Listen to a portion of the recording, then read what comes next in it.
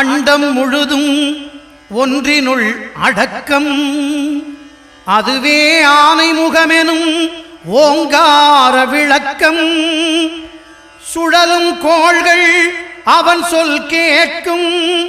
அவனை தொழுதால் போதும் நல்லதே நடக்கும். ஆனைமுகனை தொழுதால் நவக்கிரகங்களும் மகிழும், நல்லதே நடக்கும். சக்தி நிறைவாயும் அனைத்து அன்பர்களுக்கும் அனைத்து மக்களுக்கும் இந்த இனிய ஆங்கில புத்தாண்டின் வாழ்த்துக்கள்.